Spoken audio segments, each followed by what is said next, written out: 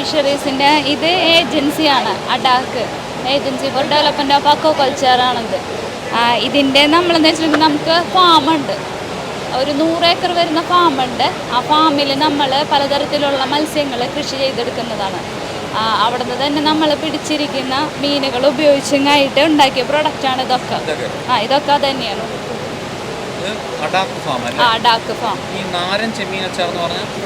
നാരെന്ന് വെച്ചാൽ ചെമ്മീനിൽ തന്നെ പല വെറൈറ്റി ഉണ്ട്. അപ്പോൾ അതിലൊരു വെറൈറ്റിയാണ് നാരൻ. അപ്പോൾ അതുകൊണ്ട് ഉണ്ടാക്കിയ അച്ചാറാണ് ഈ നാരൻ ചെമ്മീൻ അച്ചാർ. പിന്നെ ഇത് ഉണക്ക ചെമ്മീൻ റോസ്റ്റാണ്. നമ്മൾ തന്നെ പിടിച്ച ചെമ്മീൻ അവിടെ തന്നെ ഇട്ടിങ്ങായിട്ട് ഉണക്കിങ്ങായിട്ട് ഉണ്ടാക്കുന്നതാണ്. നമ്മളുടെ ഫാമിൽ തന്നെയാണ് ഉണ്ടാക്കുന്നത്. അവിടെ നമുക്ക് അതിന് വേണ്ടിയിട്ട് ഒരാളെ നിയമിച്ചിട്ടുണ്ട്. പിന്നെ ഇത് മീനച്ചാർ. ഇതവിടെ വറ്റുണ്ട്, പൂമീനുണ്ട്, അങ്ങനെ കുറേ മീനുകളുണ്ട്. അതൊക്കെ നമ്മൾ പിടിച്ചിട്ട് അപ്പോൾ ഫ്രഷ് ആയിട്ട് തന്നെയുള്ള ഐറ്റംസാണ് ഇതൊക്കെ. വേറെ നമുക്ക് ബുദ്ധിമുട്ടുകളൊന്നുമില്ല.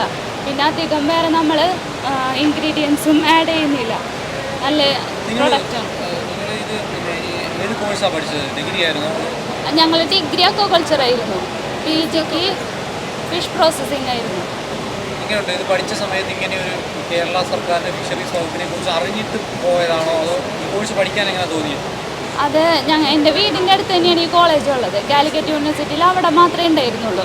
ആ ടൈമിൽ ഇങ്ങനെ ഫിഷറീസിന് നല്ല സാധ്യതകളൊക്കെ ഉണ്ടായിരുന്നു. അങ്ങനെ എടുത്തതാണ് ആ കോഴ്സ്, അറിഞ്ഞിട്ട് തന്നെ എടുത്തതാണ്. കോഴ്സ് എന്ന് വെച്ചാൽ ഇൻട്രസ്റ്റിംഗ് ആയിട്ട് തോന്നുന്ന ഫിഷറീസിനെ കുറിച്ച് അധികം ഇല്ല കേരളത്തിൽ എന്ന് വെച്ചാൽ കുറവാണ്. അപ്പം അതിൻ്റെ ഇതിൽ കയറിയതാണ്. പിന്നെ സ്കോപ്പ് കൂടുതലാണ് ഫിഷറീസിൻ്റെ ഇതിൽ, പുറത്തായാലും എവിടെയായാലും.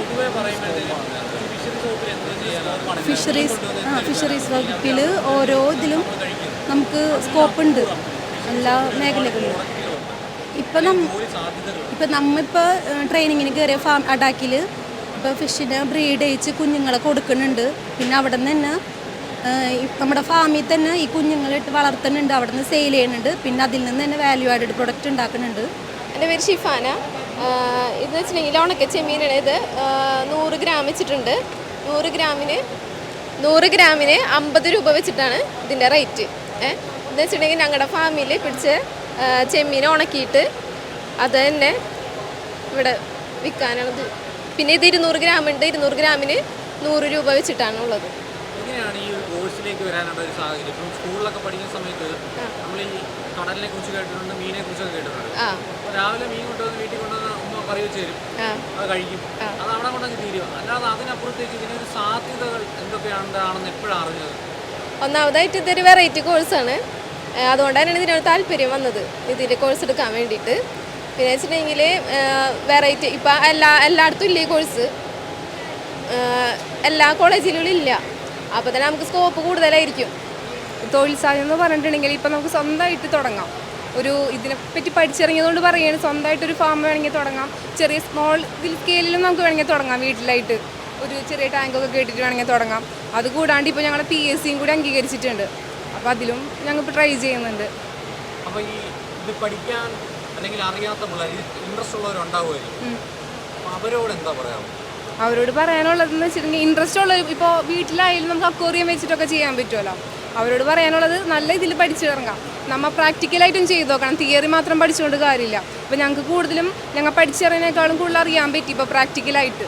ഓരോ ബ്രീഡിങ് ആയാലും അതിൻ്റെ ഹാർവെസ്റ്റിംഗ് ആയാലും ഇപ്പോൾ ഡിസീസ് മാനേജ്മെൻറ്റ് ആയാൽ കൂടി ഞങ്ങൾക്കിതിൽ ഇപ്പോൾ ഈ ഫാമിൽ കയറിയതിന് ശേഷമാണ് കൂടുതലും ഞങ്ങൾക്ക് അടുത്തറിയാൻ പറ്റിയത്.